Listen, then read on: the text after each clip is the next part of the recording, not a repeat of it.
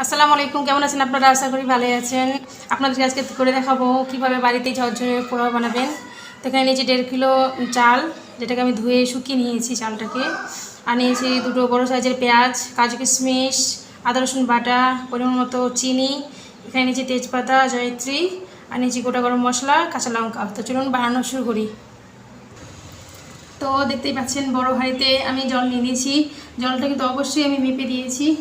এই যে এই বাটির, এই দেখতে পাচ্ছেন এই বাটি 3 বাটি আমি চাল নিয়ে নিয়েছি। আর এই বাটিরই তার ডবল 6 বাটি জল নিয়ে নিয়েছি। লঙ্কা, গোটা গরম মশলা, আর জয়িত্রী, তেজপাতা। জলটাকে মোটামুটি 15 মিনিট আমি ফুটিয়ে নেব। এবার ঢেকে দিয়েছি। এইভাবে 10 থেকে 15 মিনিট আমি জলটা ফুটিয়ে নেব। ফুটিয়ে নিলে এটাই বন্ধ করে রেখে দেবো, যাতে মশলাগুলো সমস্ত সেন্টটা বেরিয়ে আসে জলের মধ্যে। 10-15 মিনিট হয়ে গেছে আমার জলটা ফুটানো। এবার একটু নামিয়ে নিচ্ছি। এবার প্রথমেই আমি পেঁয়াজের বেরেস্তাটা বানিয়ে নিব। দেখতে পাচ্ছেন কড়াইটা গরম হয়ে গেছে। এবার দিয়ে দিচ্ছি 2 চামচ মতো ঘি। এর মধ্যে দিয়ে দিচ্ছি পেঁয়াজ কুচি। পেঁয়াজটা লাল করে ভেজে তুলে নেব। পেঁয়াজটা কিন্তু অবশ্যই লাল করে ভাজবেন।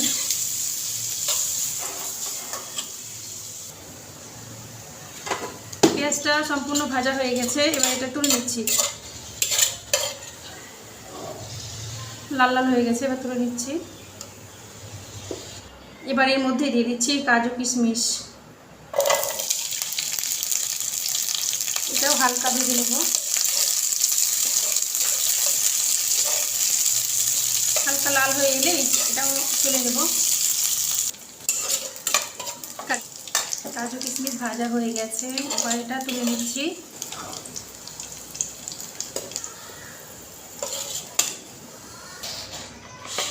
আর 1 চামচ ঘি দিয়ে দিচ্ছি।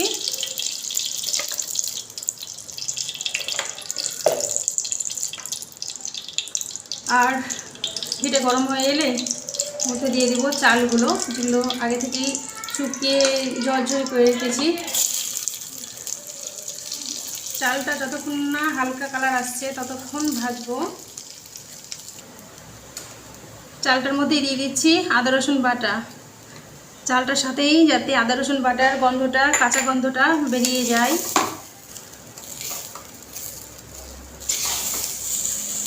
আর ভাজা ভাজাও হয়ে যায়। যতক্ষণ না চালে হালকা কালার আসছে ততক্ষণ ভাজতে থাকবেন, তবে আপনার পোলাওটা ঝরঝরে হবে, একটার সাথে একটা লেগে যাবে না। দেখতে পাচ্ছেন চালটাতে আমার হালকা হালকা কালার চলে এসেছে আর অনেকটা ঝরঝরেও হয়ে গেছে।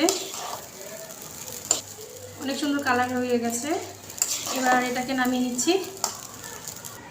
আর এখানে দেখতে পাচ্ছেন আগে থেকে রেডি করা জলটা, এর মধ্যে আমি চালগুলো সমস্ত দিয়ে দিব।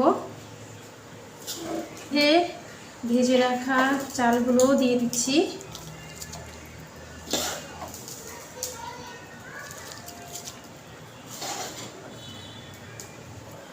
চালটা দিয়ে দিলাম। এবার দিয়ে দিচ্ছি পরিমাণ মতো লবণ।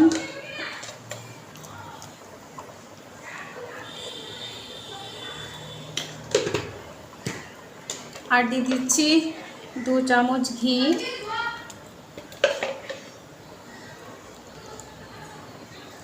এইভাবে মোটামুটি 10 মিনিট ঢাকনা দিয়ে অল্প তাপে রাখবেন।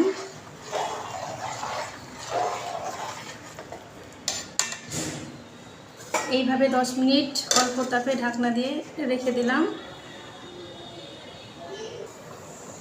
আর অবশ্যই মাঝে মাঝে একবার করে নাড়া দিয়ে দিবেন, তলে যাতে না বসে যায়।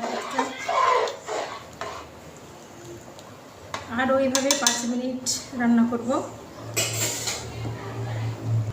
দেখতে পাচ্ছেন জলটা প্রায় শুকিয়ে এসেছে। এবার দিয়ে দিচ্ছি চিনি।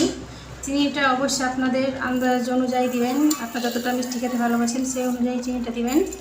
আমি একটু বেশি দিচ্ছি, কারণ মিষ্টি মিষ্টি পোলাও বেশি একটু ভালোই লাগে, সেজন্য একটু বেশি দিচ্ছি।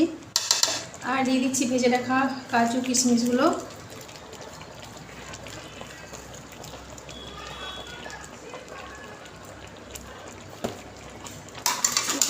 একটু নেড়ে নিচ্ছি।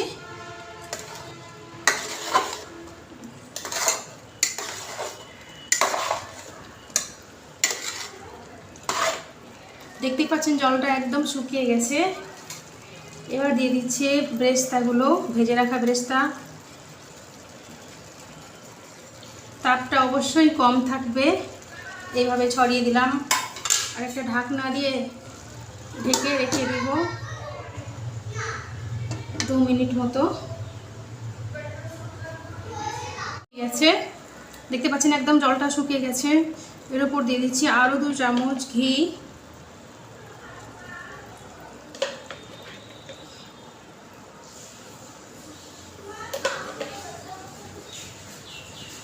হালকা তাপে আরও 5 মিনিট রেখে নামিয়ে নেব।